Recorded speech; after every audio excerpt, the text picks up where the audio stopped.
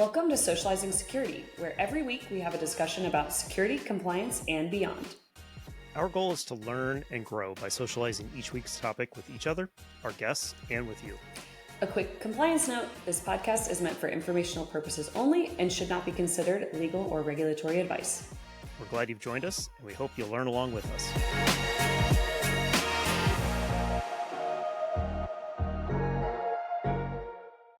Welcome back, everybody, to another episode of Socializing Security. We appreciate you joining us once again.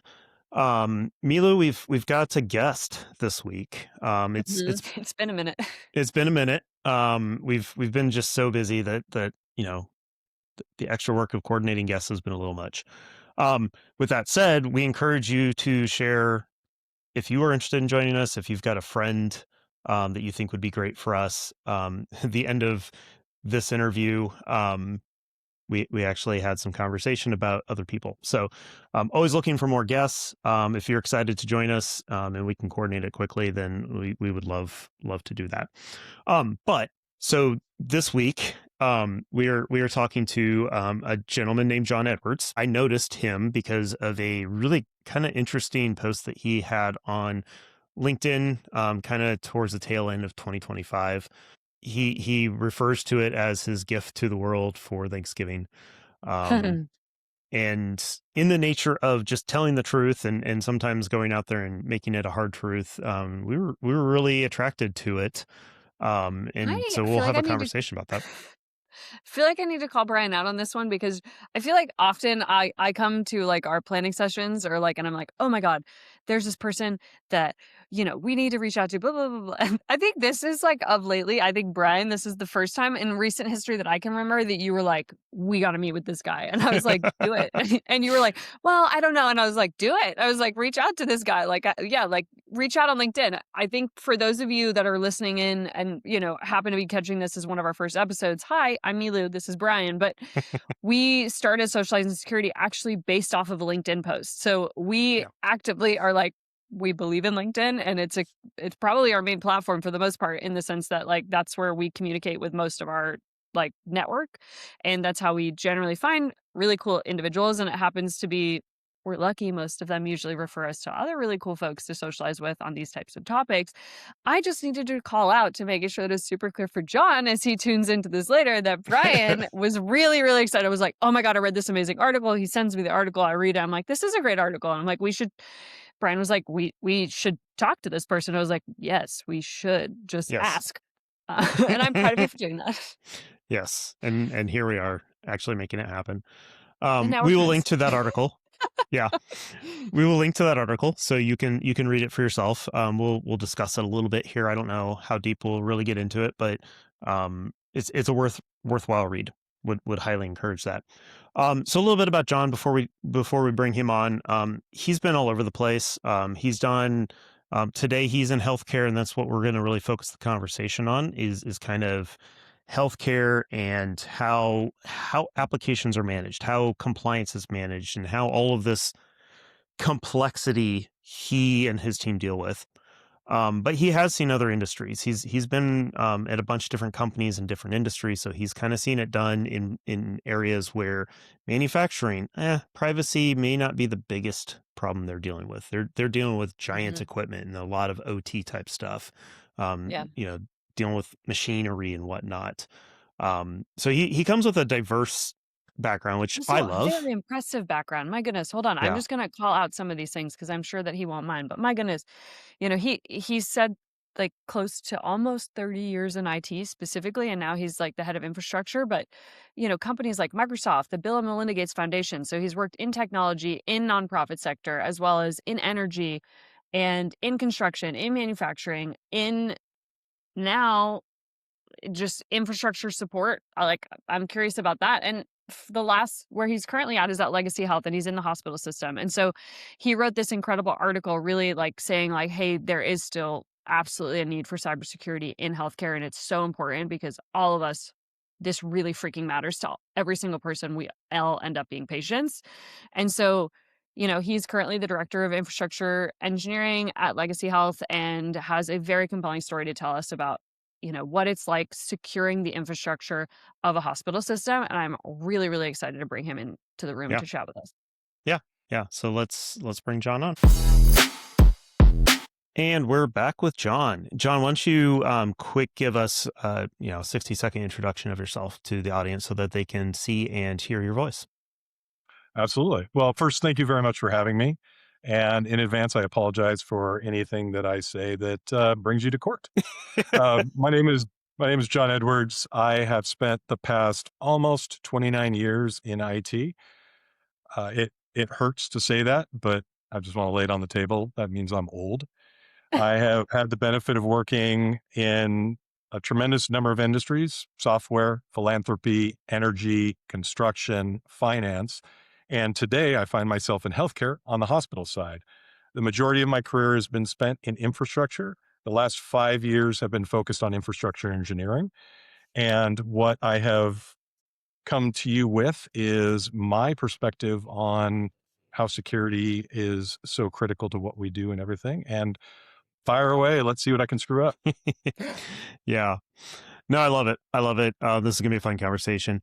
So as Milou and I talked about in the intro, what brought you onto our radar and made us want to bring you on to actually have a conversation was a post you had on LinkedIn talking about how in the healthcare space, uptime is critical, security is critical. Like everything that we in IT have to balance is critical, and it makes it very challenging, especially when you end up with a lot of vendors. And we're talking not just IT, we're talking OT, the operational technology type stuff that doesn't always get updated appropriately. Things like, hey, still using TLS 1.0 or using a depreciated version of Windows in the background. I've seen this a lot over the years. I've worked in healthcare. I've helped healthcare companies. I've seen a lot of that. So maybe Jon, give us maybe just a short review of that post and kind of what led those thoughts to be shared publicly like that. Sure. Yeah. So you're talking about the great rant of 2025. Yes. And The article is called An Open Letter for Technology Providers to Hospital Systems, and it was posted on LinkedIn on November 19th, 2025. Yeah, we'll link to it. yeah, my Thanksgiving gift to the world. So I I joined healthcare in summer of 2021. And as I mentioned, coming in, the majority of my career has been spent from outside. So I'm used to run fast, technology changes. Technology changing is the constant, and a focus of protecting your environment and protecting your assets at all costs. Coming into healthcare, my experience has been uh, a little bit different. And when I say that, I've seen some tremendous technology progress. We see it in the hospitals. We see how technology is evolving to provide elite care for patients. Thumbs up, kind of awesome. But from an infrastructure side, and even looking at the applications, I have been seeing over the years that there's really kind of a bipolarity to technology in healthcare. Patient facing, run fast. IT infrastructure, snail's pace. And I'll use a couple of examples which ultimately led up to this. The first was working with a large capital equipment provider. They have an application that basically provides their service. We were working on onboarding it, and the natural questions came up. How is, what are you putting in place for resiliency? Is this highly available? How do we patch? What does that mean for downtime? How do you secure your data? And as we asked what I would consider pretty common questions, the answers were highly dissatisfying. And that's where, I mean, and that's the nicest way I can say it. Oh yeah, definitely see that. And so, and so just trying to push on them, like, you think this is a good idea? Are you sure about that? And a lot of times you would have people say, well, it works. And then the other half of the time, the pushback was, well, we can't change this. We hear you. We know you want to make it better. We'd love to make it better too, but the FDA has handcuffed us. We have to do what the FDA says. So that wasn't satisfying. And unfortunately for these particular vendors, I graduated from public school when reading was a requirement. And so going out, reading the FDA requirements, you find out the FDA has very stringent guidelines that applications that come out for patient care need to be held to a high security bar. Right. And you have to get approval, and any iteration, you have to go through a process. But it says nothing about the infrastructure being insecure, and it says nothing about lowering the expectations on the resiliency. None of that happens. So in my case, I would challenge the vendors to say, here's the guideline. Here's what it says. Everything you said here doesn't exist. Help me understand. And the conversation then pivots to, well, it's on our roadmap. We just haven't gotten it there yet. So, and that's a real thing. This actually happened. Yeah, no, I believe you. I speak from personal experience when I'm usually the one either answering those questions on behalf of my clients or the ones asking those questions of their vendors. And it's interesting in the healthcare space specifically because they're really loyal to their vendors. And Yes. that's tough because like technology companies in general, we're like, if you work in tech, we're a little bit less loyal, like because there's just like a lot of us. And so it seems like if for whatever XYZ provider isn't hitting exact needs, it's like, let me just go see if there's somebody else. And suddenly, maybe we'll get a SOC 2 out of this. But in the healthcare side, it's really interesting when I'm working with healthcare clients, specifically in that vertical, they're very loyal to their clients. And a lot of them have had these relationships for way before technology changes were going so quickly that we all can't keep up with them. So, they're like, well, we've been working with XYZ vendor for forever. And you're like, cool, that's fine. However, a lot has changed since then. And I think in the healthcare space specifically, it's always one of my favorite industries for us to like be thinking about from a risk and security perspective is because this is your worst case scenario. Like all of us have been to a doctor at some point. We all understand the need for like patient data to be protected. I don't want my personal health information, my PHI to be posted publicly. That's just like the one for me that like I am the one that is getting fired by doctors right now because I'm refusing to be in their AI tooling. I've literally, like, no joke, I speak from personal experience. I've been fired from 3 doctors at different practices over the last couple months because I've been like, hey, no, thank you. I actually don't want to consent to the recording. They're at least asking. But then a week later, they're like, hi, no, thank you. It's because they apparently no longer can take notes. So, like, that's fine. But, like, this means the technology is pushing doctors and, like, patients are suffering. So, like, there's a lot happening from, like, a consumer protection issue as well as then from a security side. The best is these doctors, they're now scripted, like they are medical reps on AI technology. And I'm like, yeah, no, like I'm not the right person to go up on this. Like I'm a cybersecurity attorney. I literally like do this for a living. Like, no, thank you. I really don't want my health information in your tool. And they're like, well, it's backed by so-and-so. And I'm like, that's amazing for you. I'm really glad you did your homework. I'm still saying no, because I do not consent to that. And it's not like I've just tried to just be like, whatever, I'm at the doctor, try to just like get whatever I need while I'm there. And continually the security issue is like the consumer, like the patient here is like, it's impossible to actually be like, hi, privacy still matters. We've apparently all opted into AI tooling. And again, there's certain types of data, especially from a regulatory compliance perspective where I live, it might be different than where you live, Jon, and very different than where Brian lives. And so we're in this like very weird place from a security perspective. So I'm super grateful we're having a conversation today. Yeah, you said a lot of things that had me shaking my head, yes, or nodding my head, not shaking, Good. because I'm like, preach. You're living my life. So a couple of things, if you don't mind, I'd like to speak to directly. The first is, and this one rang so true, is hospital systems and healthcare in general are married to vendors. And it's because of that relationship that they've had for years. And the thought of getting out of that comfort zone and looking elsewhere terrifies people, which is kind of ironic when you consider that, healthcare is a field that is constantly pushing the boundaries to new solutions and new treatments. I mean, we should want to embrace the unknown. It's the fear of failure, and it's also the fear of what is the worst possible situation. And that's where coming to healthcare from outside has been really good, and also probably terrifying for the people I work with, because my default is no incumbent is safe. And since I've been here in the past almost 5 years, I would say of the RFPs that I've been a part of, or the work that we've done, we've probably replaced about 50% of our incumbents. And that is a statistically significant number because I don't think that happens a lot of places.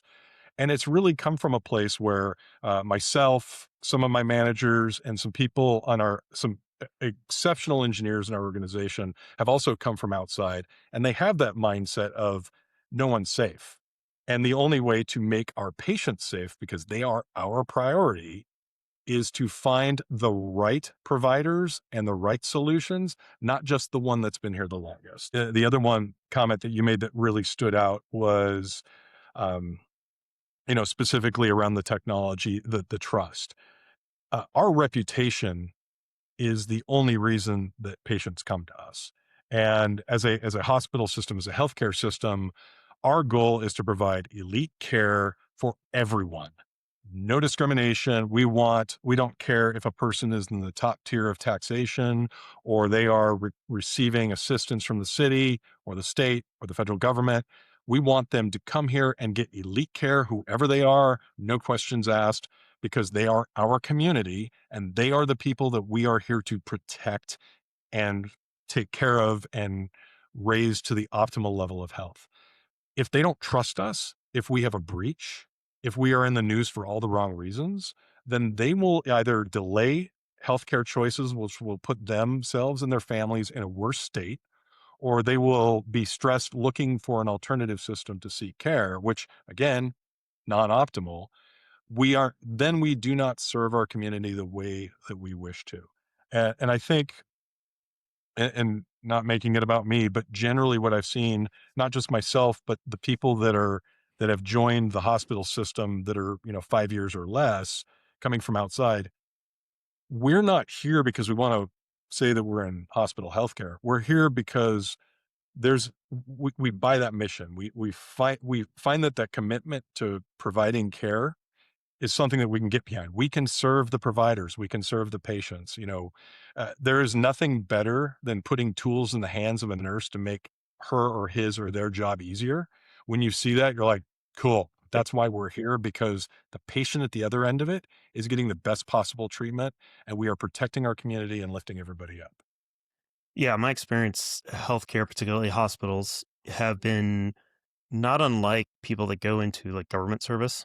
It it pays well. I'm not going to say it's not good pay, but it oftentimes may not be as good a pay as working for an insurance company or a bank or something like that. Especially if you're the type that like always wants to play with the newest, fanciest widget, because healthcare, like you said, does tend to be a slow adopter. They're not on the front of the adoption curve because they can't afford to be. Like the technology needs to be solid before it gets brought in. And so I have found that with a lot of the people I've worked with in healthcare, particularly with hospitals, is they tend to be very about the mission. They tend to be there not because it's the rocket ship for their career or the way that they're going to play with the most, fancy new widget. They're there because they know that they're serving a specifically good need within a community. So I applaud you and everyone else that has done healthcare. That's, Milou and I have talked about that on previous episodes about that's why we love working with healthcare companies, is because, at least I'm providing a little bit of good in my very capitalist job that I do these days. So I guess kind of on that note, when you're evaluating these types of devices, these types of applications, and it sounds like you've done this a lot in your time there, like, what are you looking for? What are the things that stand out to you that say, this is a company I'll be able to trust, not just today, but 5 years down the road, that I won't have to go through this process again, that, I may reevaluate and feel confident that this is the same right answer, that we would 5 years from now say, this is the right tool for us.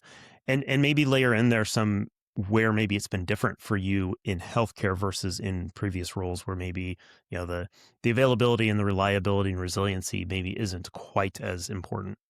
That's a really great question. And I want to try to attack it a couple of ways. The first is, how do we evaluate a technology internally?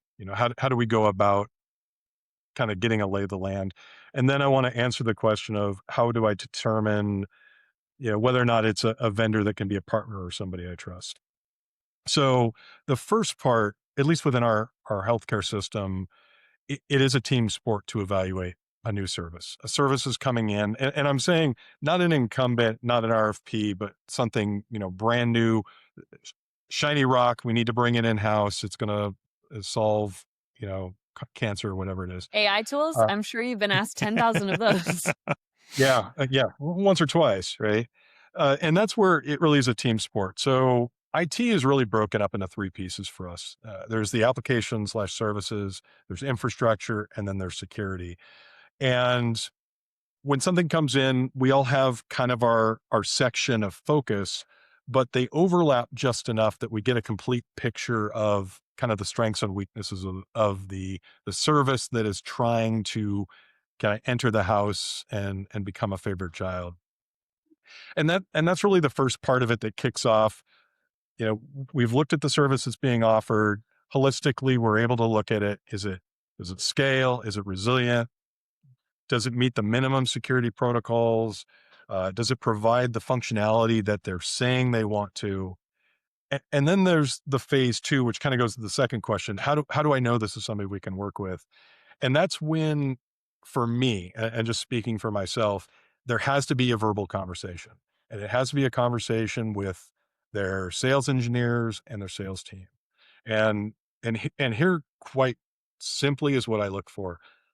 In order for me to trust somebody, I don't want them to tell me what they can do.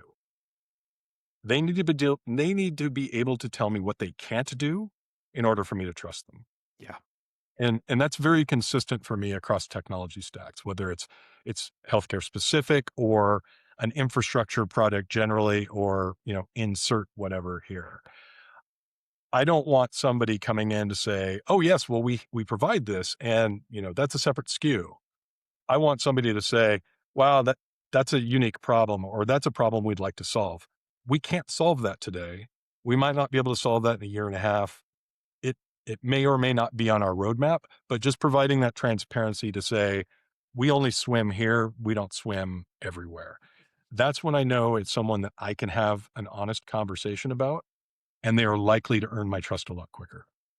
Love that. It's ironic you say that because Brian, I just had like a really meta moment for one of our first like guest interviews with Tom Hollingsworth. Like I think he literally said almost like verbatim the same thing. Like in our first episode that we had a guest for Socializing Security, I was like, oh, I think so. Anyways, y'all are like meant to be friends for sure. But I would say I just wrote down what you said because it was important in the sense that I am a service provider, right? I think we actually have a really unique group here today for our conversation because we have a representative of a vendor, we have a service provider, as well as somebody in-house. So in that regards, like we actually have a gamut. And I think we've all worn different hats throughout our careers, so we can understand what it's like from the procurement lifecycle here.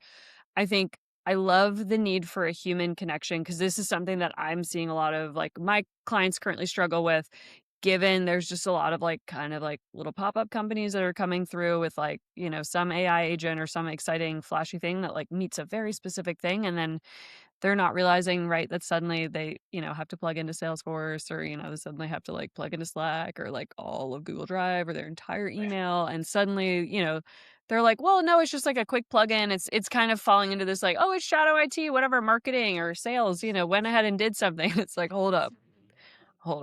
And it's not been fun for me as a compliance officer because lately I've had to say like, slow down more often, which, I represent mostly startups that are like lean, mean, and like have to be really, really quick. And so I'd be curious to hear, John, for your perspective. Like I love the concept of having teams with multiple hats. Like that's not my team's reality at all. So, we are like also, I'm basically me, myself, and I. But so like, it's coming up with this concept of, I'm always really envious when I talk to other compliance officers or like privacy security officers that are like, oh yeah, well, like I just deal with security, and privacy does their own review, and compliance does their own review, and legal, and then IT. And that's never, for any of the companies I've ever worked in house, it was always like, hi, it's still me. It's me with a different email. And so, I'd be curious for you, for your team, like, what is the turnaround time for y'all to being like, hey, there's this new flashy, exciting thing. The stakeholder, like, probably already did the pre-vet. It sounds like, it probably goes to IT to make sure it hits the minimum check boxes before hopefully it goes to infrastructure and then security. What does the turnaround time look like these days? It's a great question. And unfortunately, the answer is very unsatisfying. It depends. And I would like to Classic. say it depends on the complexity, Okay. but the reality is that it depends on how quickly they're trying to get the contract signed. And Got it. and that's a really horrible way to work. I Yes. mean, just to be perfectly Yeah. candid, it's like, we found this vendor and we want you to kind of do the needful, but we plan to sign the contract in 2 weeks or as quickly as legal can get to it. So you have until then to get your review done, and then we'll talk about whether or not we care. Yeah. So, um, so sometimes it's a slam dunk, right? Companies, they have their ducks in a row, got their first rodeo. We're able to review it. Those conversations can happen within a week or less. Uh, Sales teams that are pretty aggressive make themselves available, so we're able to chat. But oftentimes, and I think this is probably the case other places as well. Yeah, there's somebody saw a shiny rock. They want said shiny rock. They want to get shiny rock signed to a contract for multiple years and start deploying, even though there's a project plan that needs to be in place. There's a lot of work, legwork that has to be done. And the IT checkoff is more of a formality.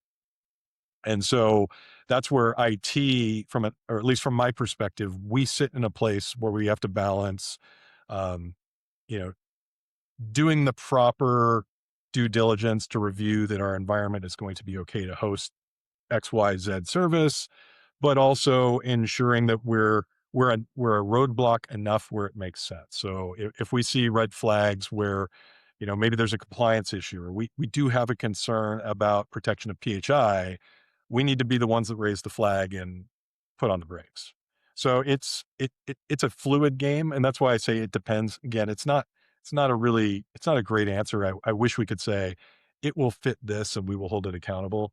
The reality is, when operations has something that they have a legitimate need for, the urgency will drive the response.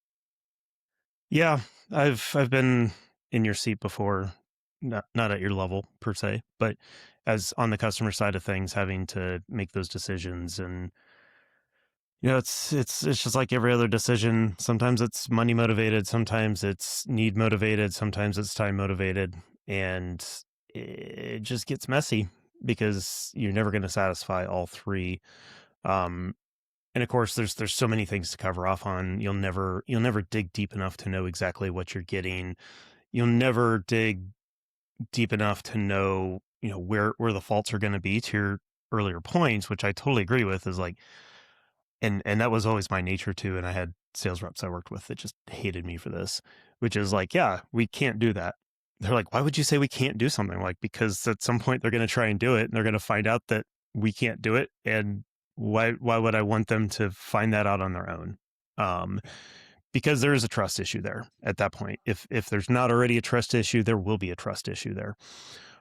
So I do really appreciate that. And I encourage you and everybody out there that's making these decisions to push those sales teams. I've had conversations with friends, ironically, who worked at a hospital about my own company's product and why he and his team didn't choose it. And part of it was because they just didn't feel like the sales team was prepared for the questions. Like, they just didn't seem to know the product very well. And so they didn't feel comfortable with it. That doesn't mean that there aren't people in the company that are comfortable with it, but if they can't bring in the right resources for you in the pre-sales process, are they going to be able to do it, much less care to do it in the post-sales process? So little bit of inside baseball on dealing with IT vendors, but I think those are important lessons to learn there. Absolutely. Yeah. So as you are evaluating those things and you do come across maybe some sort of a gap or some sort of a, hey, this company isn't using the latest and greatest for TLS, let's say. Maybe they're not using a completely outdated version. But maybe they're not using the latest and greatest version. And that obviously could be a warning flag. It's not a red flag, it's a yellow flag at this point. How do you deal with that? Especially when you may be getting pressed to like make that decision quickly, or maybe shortchange the investigation process where it's like, I'm not super comfortable with this vendor because of this reason. Can we have some time to go investigate a C and a D vendor in this evaluation? And you get pushed to say no. Like, how have you run into a situation like that, and how do you deal with that? Yes. So yes, I have run into it more recently than I care to admit. I will not name and shame. However, I will talk a little bit about kind of from an infrastructure perspective where that puts me. Um, when something like that occurs, when an application or service is using a decremented version of, let's say, transport layer security is the great example. The first thing immediately is how do we mitigate the risk? And these aren't sequential steps, really. We take a parallel path. So the first is let's focus on mitigation. How can we ensure that we protect our environment as much as possible as long as the service or system is in our repertoire? If we have to use it, we're going to continue to use it. Let's assume that it's a high risk. Let's do everything we can to shut as many doors as we can. So we do that. The second part is the conversation with the services teams to really ask the question, what other products are there in industry? Are there other options? In healthcare, uncomfortably, sometimes there aren't. That you might be a niche product that's focused on oncology or, whatever it is. They filled a niche. They've never been challenged because people either didn't feel it profitable or they just didn't care. And so there's this service or system that's been in the environment, 2 decades that hasn't evolved because there is no outward market pressure. So we have those conversations. And then the third is really, raising the flag to say, this is a problem. We see this as a problem. Here's what we're doing to mitigate. But, if we have to reach out to our compliance teams and reach out to our services teams, we say, full transparency. Here's what we found. Here's what we're doing to address it. Here are the questions we have. We recognize that as we are not necessarily the service owners in this space, but we want to partner to find the best possible alternative to this. At the end of the day, we might find that either the time or the effort or the industry just doesn't give us enough options. So then we go back to, okay, we're still doing the right thing with mitigating, but we need to keep our eye on us because that's a risk. And we need to make sure that the powers that be understand that risk. And then again, just operationally or just from an engineering perspective, how are we going to transfer that risk to the people that need to understand how bad that is? And it's not a matter of us saying not it, because it's in our world, we own it. We're going to do everything we can to safeguard data and protect that space. But ultimately, there has to be a throat to choke, and that needs to be somebody at the business level and likely at an executive level that says, you've explained the risk. We understand the risk. We accept the risk. And so we transfer the risk to where it needs to be. In the event that something catastrophic happens, those are the individuals that are going to need to speak on behalf of the organization anyway. I mean, sure, they'll blame us and that's fine, but they have to be the voice and they need to be fully informed. And it's our responsibility to make sure that they have that information, they understand what's being done, and they understand our recommendation to move forward. Yeah, I love that framing because it's the eliminate the risk, isolate the risk, or transfer the risk to someone else that can deal with the aftermath appropriately. And that's a great way of looking at security, in my opinion. Yeah, I love this Appreciate too. that. I'm going to cue us off because we're very fortunate. Jon has agreed to hang out with us and pivot a little bit from security to obviously my favorite topic, which is compliance. I happen to wear both, right? I'm a CISO and a chief compliance officer, so I'm always happy to just like wear either hat. But I will say, in general, as a compliance officer, I'm somebody who, security generally doesn't like compliance. And compliance, I feel like actually is usually cool with security. But I'm going to actually leave us on a bit of a cliffhanger, and then we'll pick up with your response to this because I have a feeling this will trigger you because we're friends now, Jon, and I feel like it was triggering to me. We and so we'll leave that, and then hopefully those that want to hear your answer, they can then tune into part 2. So I recently, this week, actually, literally yesterday, a friend of mine messaged me and was like, "Hey, have you heard of like this thing. And I was like, no, I haven't heard of this thing. And he like sent me this picture of a nondescript, just like device. And he was like, yeah, no, like my like head of sales, like, said that I have to wear this today to test. And I was like, what is it? And he's like, oh yeah, no, it's like apparently like an AI like note-taking thing. And I was like, oh, I would have said heck no to that. And he's like, yeah, it's just like not really fundamental. Like I feel like this kind of violates my privacy. And so it was one of those moments where he was like, yeah, I happen to have a friend that's a really great compliance officer. Let me just like text her and see if she knows what this is.